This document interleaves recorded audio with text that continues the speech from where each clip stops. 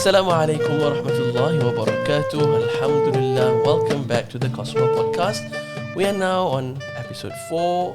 I am Azizi Khalid. And I am Safia Aziz. And inshallah, this week we're going to continue our discussion about Wudhu. But this week will be the inner dimension or the mysteries of Wudhu. That's right. And before that, we've got something very interesting coming up. Yeah, this weekend is going to be very interesting. 2 of our crew are going to get married. Yes, inshallah. Umar and Diva. Yes. One of, 2 of our strongholds. Yeah. Inshallah, they're going to get married this Sunday. Yes, tomorrow. By the time this podcast is aired, they will already, inshallah, be married. It's interesting to see.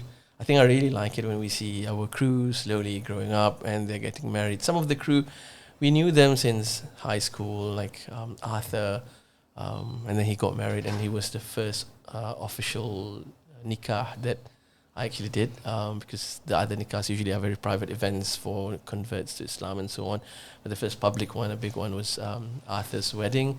Then inshallah tomorrow will be Umar and Diva. Umar's and Diva. So tonight and tomorrow morning, I'll have to work on the khutbah nikah. Inshallah, they will have a life full of mawaddah and rahmah. Inshallah. And it's nice to see at a time where fahsha or evil, especially sexual in nature, is just everywhere, to see young Muslims entering into a committed relationship and getting married.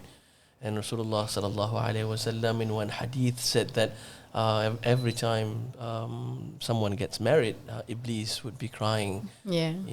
And when you look into many of the satanic practices, they all will they all will end up trying to break down family units. Yeah, so if you look at how it started, it was actually first with having a lot of single families, where single parent families are considered like common, and it becomes more. So nevertheless, there will be some families who are single parent household, but it's not the number statistically. It should not be the norm. It should not be the norm, but in a lot of Western countries, more than about half of children are living in single parent unit. It's when you look into the seerah during the time of the Prophet, you hardly find anyone, any family with a single parent, because the moment if a spouse passes away after the period of iddah,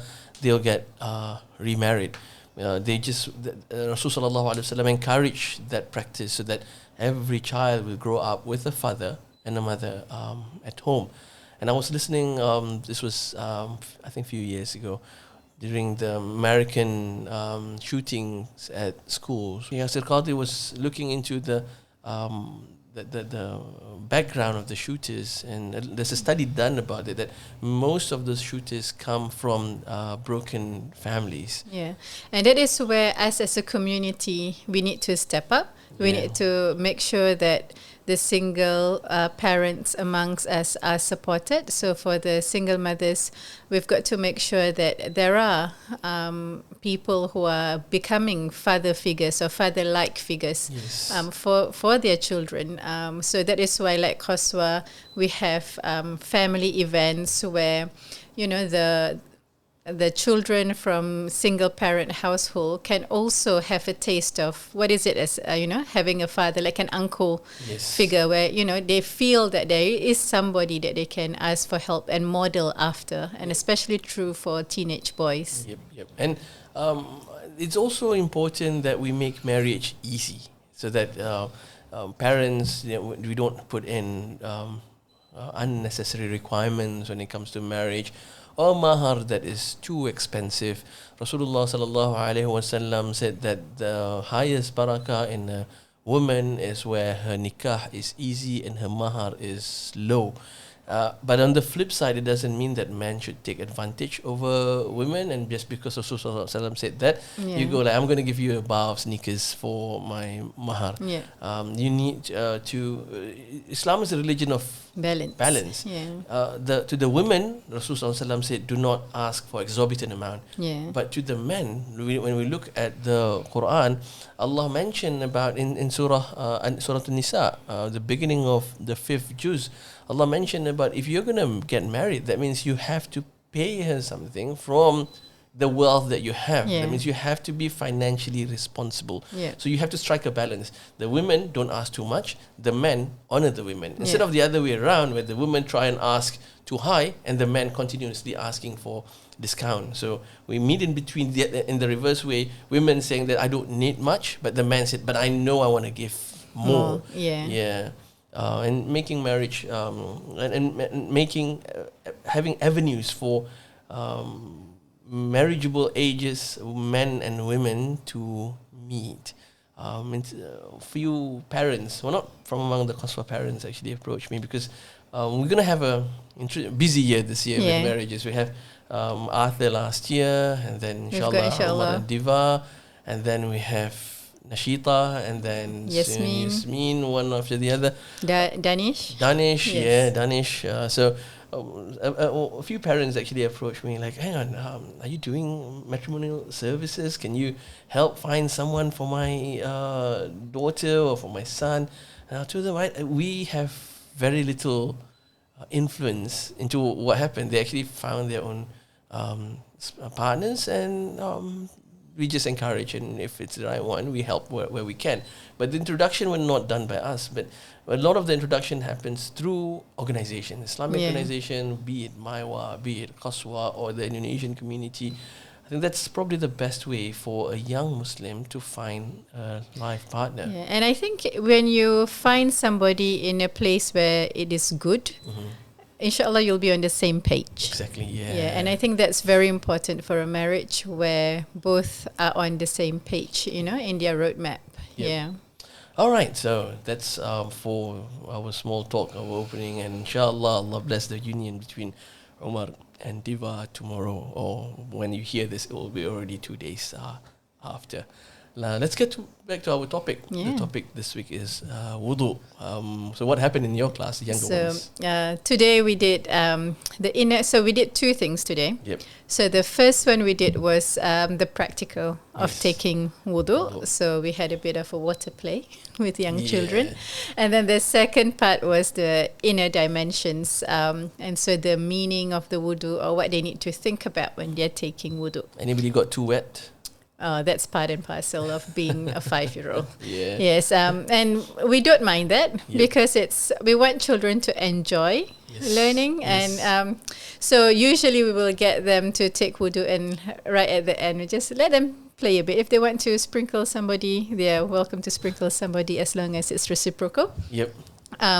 So what we did was we first explained again. We have a little song for wudu. Is it the same song last week or new song? Yeah, this the same song. All right, so they sang the same so song we last practiced the song first upstairs, and then what we like to do, like I mentioned last week, is to really try and teach them to do it the right way. Yes. So so when we get them to first be conscious, that they are taking wudu for Allah. They're not just randomly washing their face. Yep. So we make them think about that and actually verbalize it, because for children it's easier when it's out loud. And then when we want to wash their face, I really make them practice. So we always say, okay, take water. So there's water. Can you see it jiggle? So there's enough water. Now you've got to wash your face. So I always teach them that you cover and you go right up to your forehead first, up, sideways to your ears, down to your chin, and wrap your nose. All right. So they get the full area, Coverage, and they know upside down nose. Yep. So they get the full coverage, because oftentimes children just go this way. Yeah, just between the eyebrows and and they completely forget the peripheral. Yep. So we make sure that they get the whole face by doing that, and alhamdulillah, they actually really got it. It's like, okay, upside down to your nose. Yeah. Then they let go of their hands, because we also don't want them to take water and do that and then let go of their face and go side and down. So I said, you don't let your hands get off your face until it's all Yes. done. So alhamdulillah, they actually really understood that. I was very proud that they got that concept, because we want them not to form bad habits. Exactly. Yeah. With wudu, we want them to get it right the first way. Yep. All right.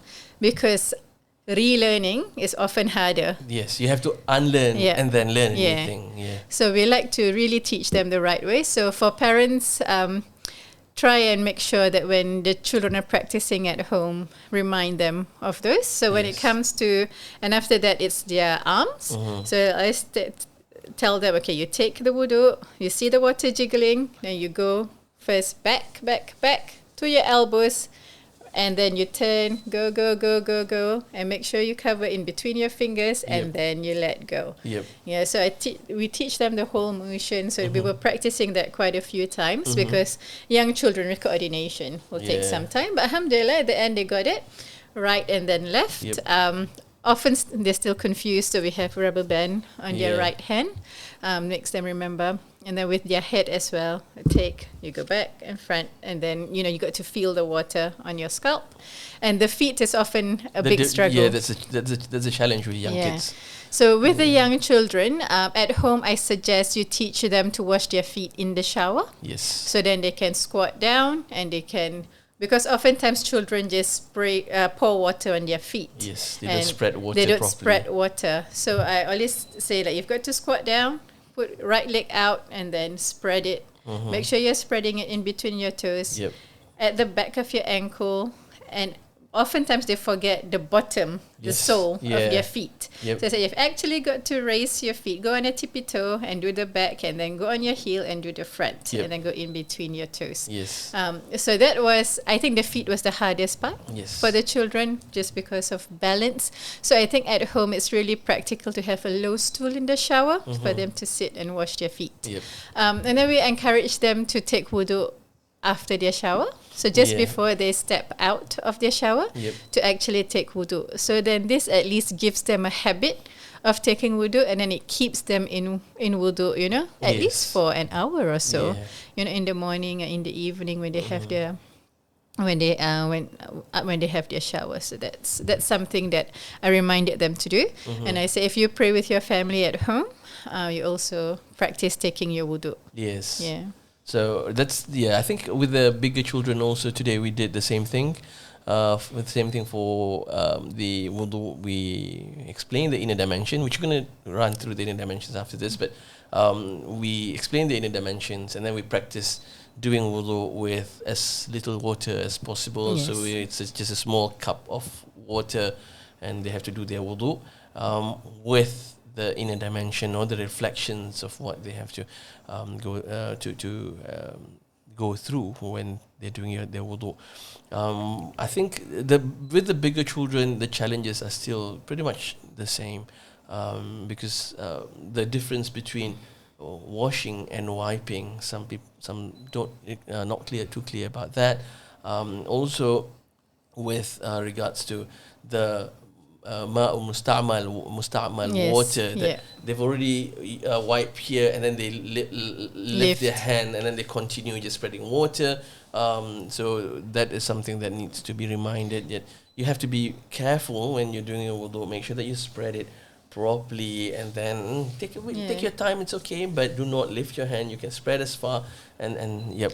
And another thing that was happening just now, because I was covering for year 5 in the morning, was that when they pour water and they wash their face, and there's still some water dripping, it dripped back into the cup. The cup, Yeah, so then it was important for them to know that, that becomes musta'mal. Yes. And you need to make sure that your wudu that you have taken doesn't drip back into the source. Because the Prophet said that the water that drips carry away the minor sins, our minor sins. So we don't want those water to drop back into the main source of water that we do for wudu, unless it's a lot of water, 2 qullah, 190 liters, which we don't have access to at Qaswa.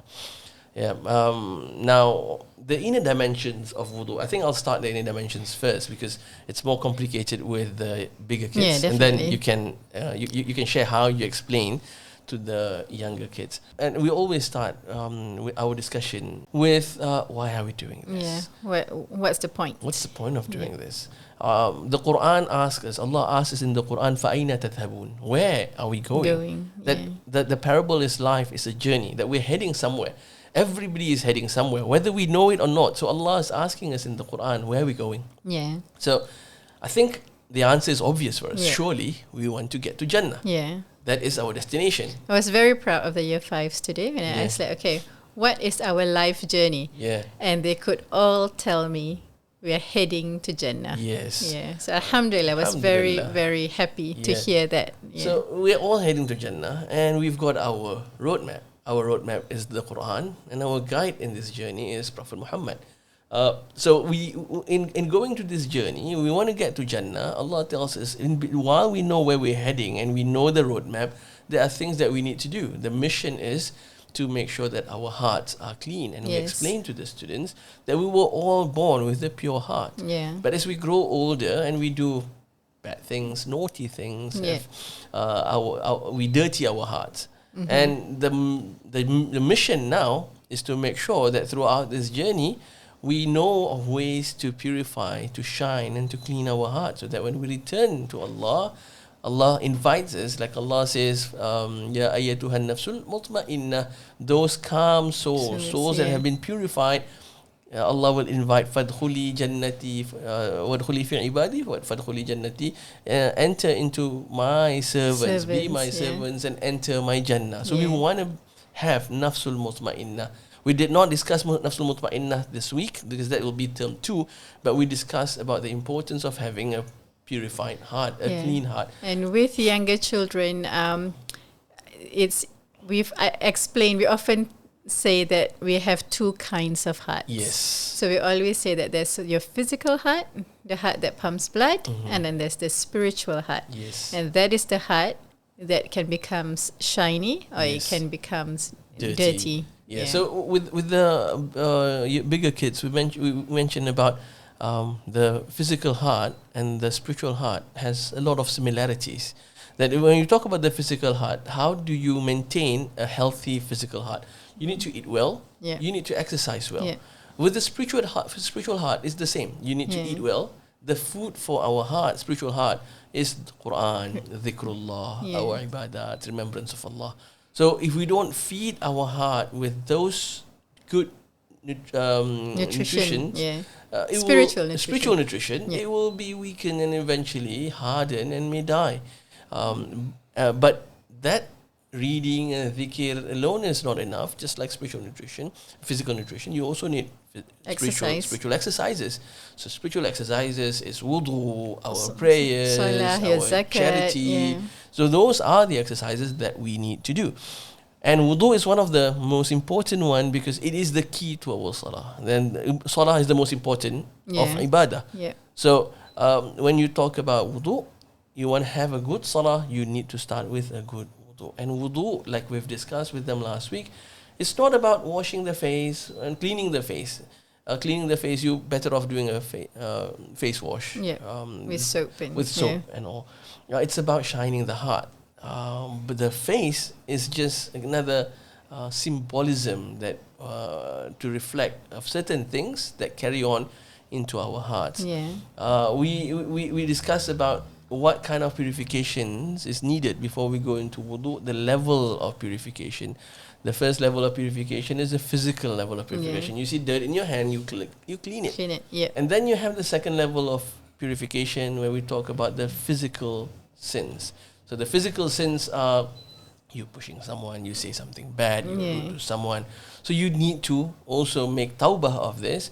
And some minor sins that you do with your tongue, with your physical body, with your hands, and can be removed by wudu. Yes. And then we have another level, which is purifying the heart. These are sins of the heart. And these may not be actions yet. It's just evil thoughts. You think you want to do something bad to someone. There's already a black dot in your heart. There's no sin yet. But there is already a black dot because with already thinking about something, you have what do you call that? What's kibr? Arrogance. You think you're greater than everyone else. That is already a sin. You haven't done anything. It's just a statement, a feeling in the heart. And with wudu, we want to be mindful of this. With every purification, we want to be mindful of this. We nip it in the bud before it becomes an action. We stop it. So we are mindful of what goes through our mind. We are mindful of what goes through our heart, and we practice that with our ibadah. We start with ibadah, like even in wudu, there is that level of presence. And it's a daily practice. This is why it's an exercise. It may be hard at the beginning. I like to ask my students if they do meditation. Some of them do meditation at school because there's mindfulness session. And I ask them, how do you find meditation? They say, boring. But it's you will see the benefits, and you will start to enjoy it if you persevere. After some time, I guess when it becomes part of you. Right? So it's the same with wudu. It's the same with prayers.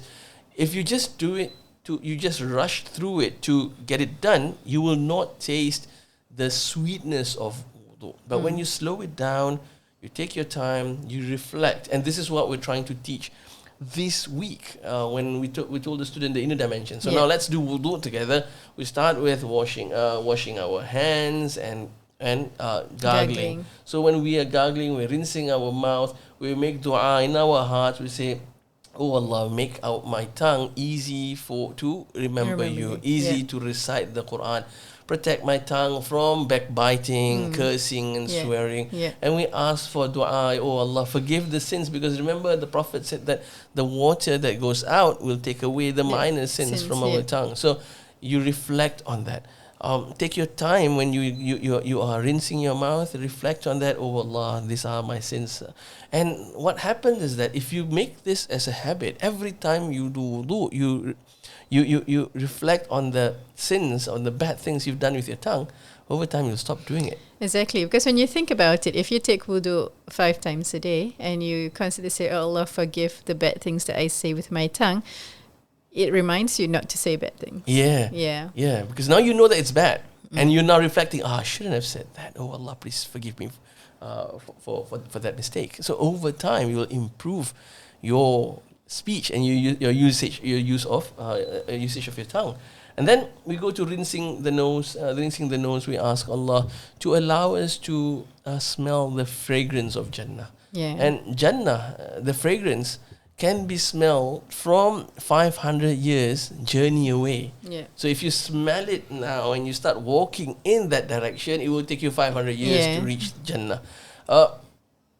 There are people who will not be allowed. The fragrance of Jannah will be prohibited from them. And we don't want to be from among those people. So when we rinse our nose, we sniff water into it, we make the dua, "Oh Allah, allow us to smell and enjoy the fragrance of Jannah." And I like the way, this is basically from Imam Al-Ghazali's book, Ihya Ulumuddin. I like how Imam Al-Ghazali combines Aqidah and fiqh. We're doing wudu, but we're also discussing about akhirah.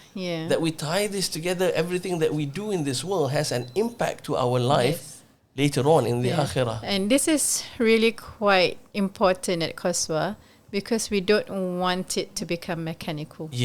We don't want the children to take wudu because I just have to. This is just a routine, and it becomes so automatic without thoughts. So we want them to take wudu right, and we want them to do it, but we really, really want them to have a connection and the meaning, and that practice of pretty much mindfulness, right, in their ibadah, being conscious of why they're doing what they're doing. So, and then washing the face, we make dua, "Oh Allah, shine my face on the day where faces are darkened." And this is again relating to Yawmul Akhirah. That imagine if you are reliving Akhirah 5 times a day. It's going to be hard for you to be an evil person because you're constantly reminded that there'll be judgment. I'll be judged by Allah. Even if you don't feel the presence of Allah and the angels in every moment of your life, that's going to be hard. That's another level. But at least you stop halfway through your day, And take wudu, and you're reminded, like, okay, I'll be judged. Man, I did bad today. I said this and that to my teacher. I did this to my fellow mates, and so you're gonna be, you reflect that there are consequences in the akhirah. Yeah. So when we make dua that brighten my face on the day that our faces are brightened, and some faces are darkened on that day, we want to be included in the with the people of light. yeah. And then with washing the arms, we ask, oh Allah, give us our accounting book with our right hand and do not give it on with our left hand. Again, this tying with akhirah is just beautiful. We take this opportunity to explain to the students that they are angels. Yeah. Kiraman katibin. Yeah. That those who are going to write, Right. ya'lamuna ma taf'alun. They know what you have done. And Raqib and Atid, the two angels, are going to be writing everything. It's going to be in the book there. And Allah mentioned that you can know your status. By which hand you get your book from? If you get your book from your right hand, you know that you have passed. You get your book in your left hand, you're going to be, most probably you're going to be in trouble. Yeah. You get your book from the back, wara'a dhahrih, that's it. You are in deep trouble. Yeah, so the children asked me, the year fives asked me, so what kind of bad things gets you on the left? What kind of thing gets you from the back? Like how severe it needs to be. So it was quite interesting that they asked me that. So I gave them the parable of tell me the most evil person to Prophet Muhammad sallallahu alaihi wasallam, and they could say Abu Jahl. Say, okay, what did Abu Jahl do that was so bad? Then shirk and being evil. Killing and doing bad. So that is things that you get, from the back, So then they were like, oh, would it be also like Fir'aun? So they could recall the stories of the prophets. I said yes. So those are people who are getting it from the back. And then the younger children asked me, the angels, Raqib and Atid. So they said, okay, if Raqib writes everything good and Atid writes our bad deeds. So then the children asked me, when do they start writing? So I tell them that so before you become a teenager, before you hit puberty, the bad deeds are not written. Yeah. All right. So that is why you need to build your bank account for good deeds, so that it builds up a substantial amount. So when you hit puberty and your bad deed starts, the accounting starts, you already have a head start. So they actually got really excited to do this. I said, every kind thing you do now, you're going to get it. You get the points. You get the points. And every bad thing is not counted yet. It's a training. It's a training ground. They said, you don't want to practice doing bad, because then it's easier to do bad. But if you practice doing good, then it's easier to do good. So then they asked, so I don't. So they were, some of them managed to put 2 and 2 together and said like, oh, so I don't have black spots, but my parents have black spots. So it was really quite honest questions, and that is questions that we get all the time. And there's a year 7 student actually asked an interesting question. So that means I haven't hit puberty. I don't need to pray yet. I don't need to wake up for Fajr then. The mom, this boy spoke to his mom, and the mom came to me. What do I answer? And I said, you don't need to, but you want to, get into the good habits. Get to the good habit, and you still score points. You want to get as much as possible so that you get a head start. But then again, you don't need to eat 5 times a day. And this boy loves his food, loves eating.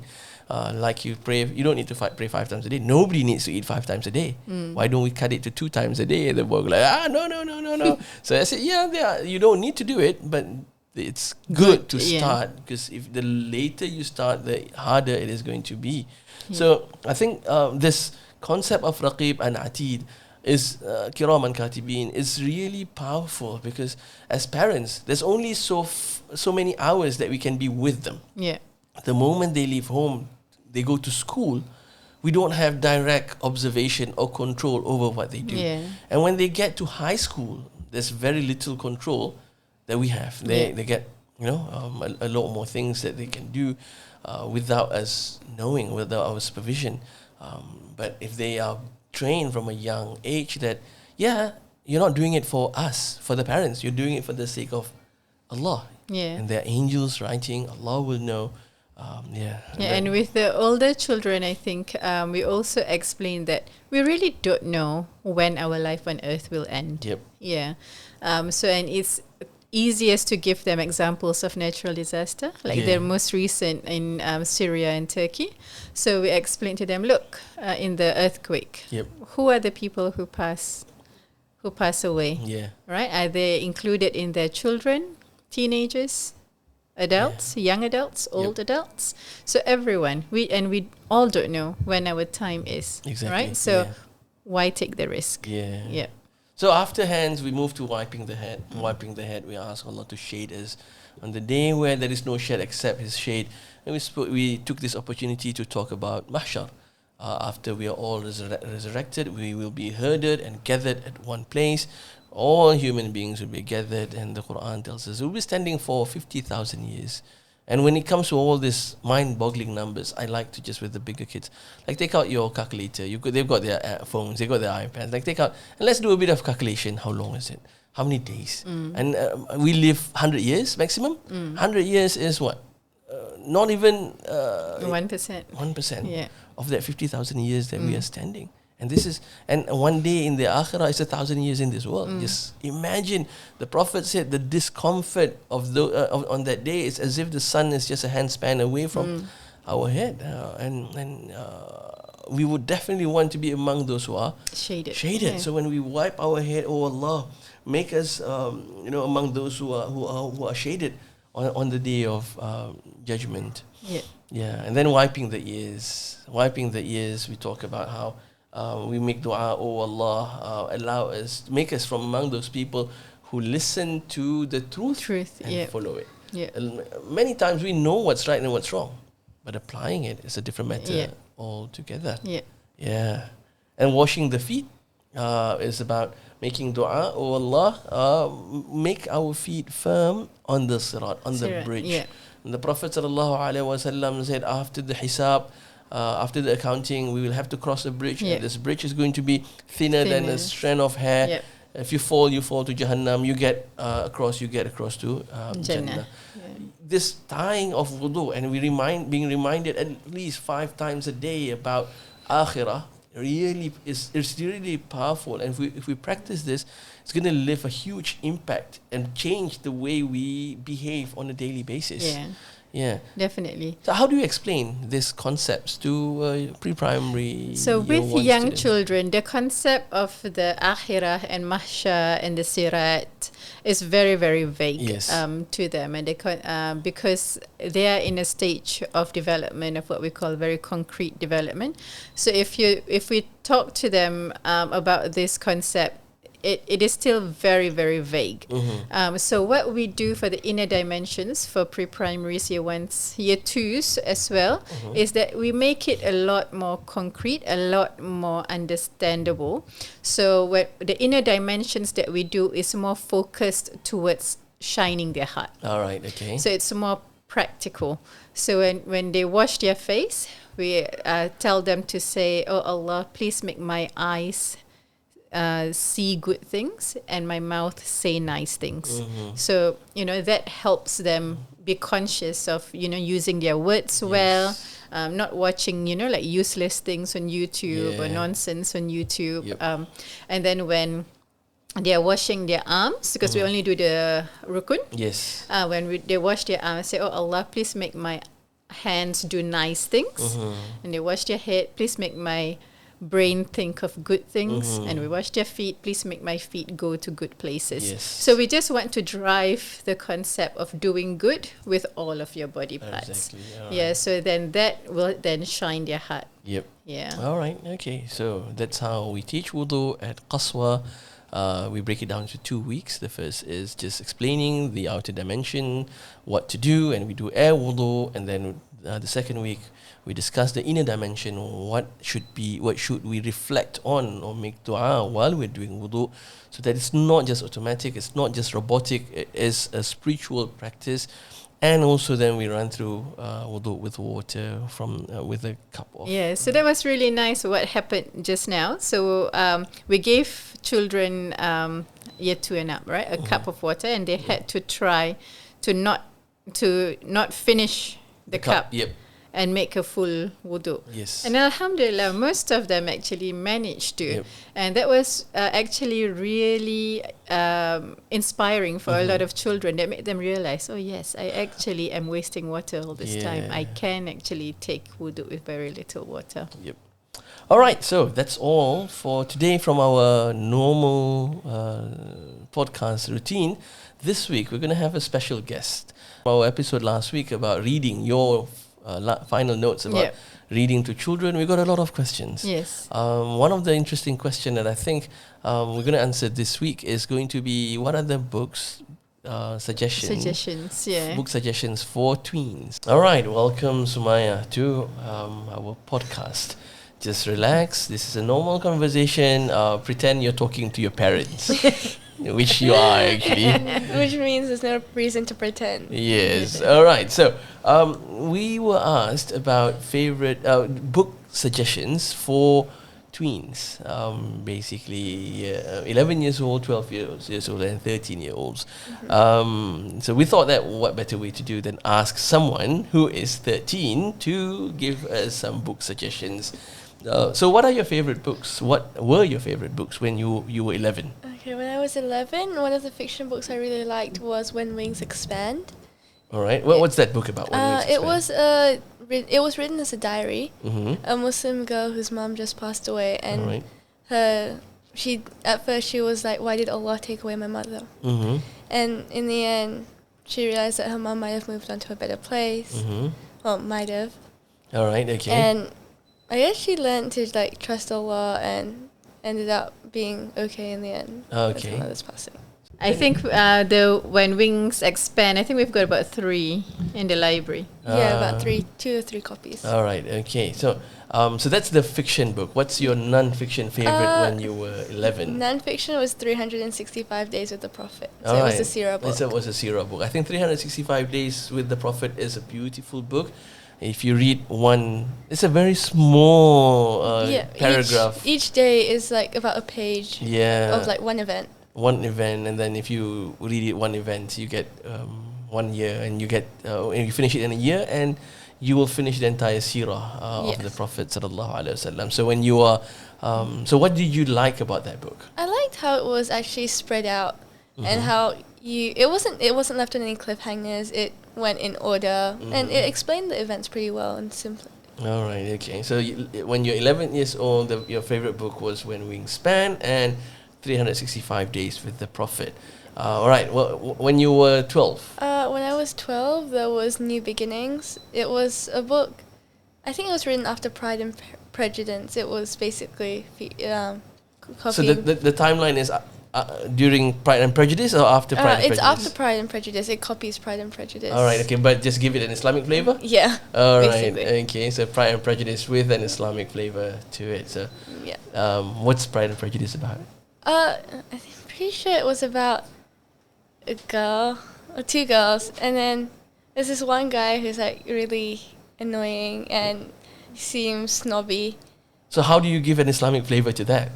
I'm pretty sure they met at a workplace or something, but the sisters fell in love with 2 best friends, so they all went out as a 4 rather than alone, and then also sometimes with the parents. All right, okay. So it's like halal dating. Yeah, basically. In a group. So it's like sort of like how to know each other, the opposite gender, but in a Islamically, in a permissible manner. So is the timeline, is it Pride and Prejudice or Modern World? Modern World. Modern World, So okay. I found it a bit more interesting than Pride and Prejudice. All right, okay. So your favorite book, what's the title again just now? For New Beginnings. New Beginnings, when you're 11 years old. Fiction, New 12. Beginning. 12. 12. New Beginning. What about non-fiction work? Non-fiction, there was Woman in Islam. It was comparing women in Islam, Judaism, and Christianity. Wasn't this just the book you read? Was it last year? Yeah, so when I was 12. No. I mean, it was just a few months ago, wasn't it? Were you 12 when Yeah, you I read was this 12. book? Oh, all right, okay. I remember you were asking me like, what? How could women be treated like this under Christianity? So like, it really like brought new perspectives to how women are definitely better treated in Islam. Women are honored. Allah basically give the a lot of rights. Islam gave a lot of rights to Yeah. women, and so it's important. I think I'm not sure if you realize this, that a lot of the restrictions placed upon Muslim women are cultural rather than religious, and it's dangerous when we conflate cultural and religion. Culture has a very important dimension in Islamic law. In the absence of law, culture becomes the law if there is no revelation. But culture needs to adapt to where you live from time to time as well. Yeah. And also, like, when it comes to women in Islam, oftentimes the West sees us as oppressed. Yes. And I think, like, learning, it really gives enlightenment, right? That actually in Christianity, women are treated way worse than how women are honored in Islam. Yeah. Yeah, I thought it really brought perspective, because in the Western world, it obviously says that Muslim oppresses women. Mhm. But when you read, it's actually Christians that. Yeah, if you look at Yeah. even the ownership of property, it's Definitely. only very recent that women in the West could hold property under their name. Mm-hmm. Yeah. Okay, that's interesting selection. So what about now? You're 13. I liked Rough Diamond. Mm-hmm. This is a book about a Muslim girl from a liberal Muslim family, so not really practicing. Mm-hmm. And she finds this Malay Muslim girl at her uni. She's studying, I think, in UK. Mm-hmm. And she sees her wearing baggy clothes, headscarf, and everyone respects her. Mm-hmm. And she finds out that also her friends don't really respect her, and she wants to be more like this Muslim girl who's actually practicing. Mm-hmm. So she goes for lessons, and she doesn't go back to her family for a while because she's scared her family's going to judge her. So she learns all about Islam first, completely changes her personality, then goes back and helps her family become practicing Muslims as well. All right. Okay. But in this book, I like how she describes wearing the hijab, and she describes it as it gives her courage to speak out, and because she feels like all the men, even in the hospital, will respect her more because of her appearance. All right. Okay. Yeah. All right. So what about non-fiction? Lost Islamic History. This is a book I think we mentioned last Yeah. week, didn't we? Yeah, that's an amazing book. All right. So why do you like that book? It really shows how the Muslim Ummah or Muslim empires contributed to the world. All right. Okay. Before that, why didn't you like the book? Okay. Because it took you quite a while to read that book. Eventually, Because- I actually had to force you. I said, no. This you have to read this book. No, because at the start it was going through the Sirah, and I already knew the Sirah, and I felt like it gave less detail of the Sirah than some of the other books I've read. Yeah. So it felt like I was just rereading something I already knew. Like a summary. Yeah. Yeah. But was it a good idea for me to actually force you to read through that book? Yes. So at which chapter it started getting interesting? When it started talking about the other caliphs' rules. All right. So okay. how they expanded the Ummah, how they Yeah. emplaced rules, and how they led. Yeah, I think history. I just have a passion for history, be it Western or Eastern history.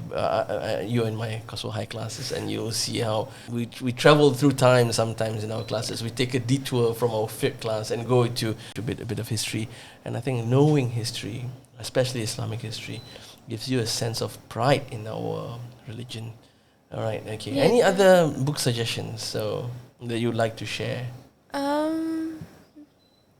There was, I think, another book that was, I can't remember the title, but it was hadith that honored women. All right. Okay.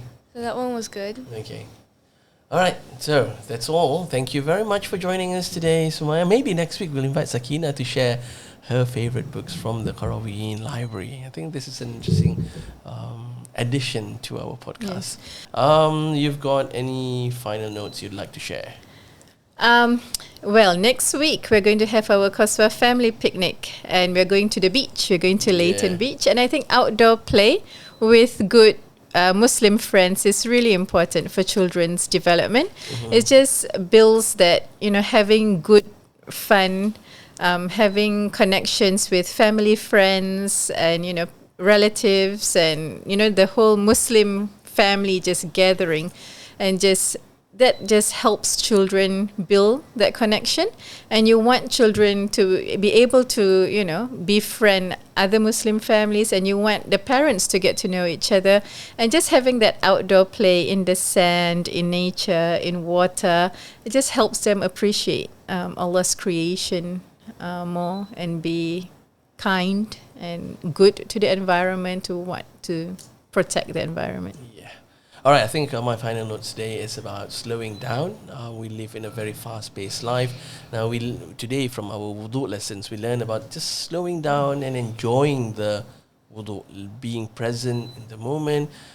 Make sure that when we do wudu, it's not just rushing to get to prayers. It's an ibadah in itself that we need to reflect and have presence of heart and presence of mind while we're doing our wudu. All right, that's all for today. For this week, music as usual is by the Qaswa Qasida.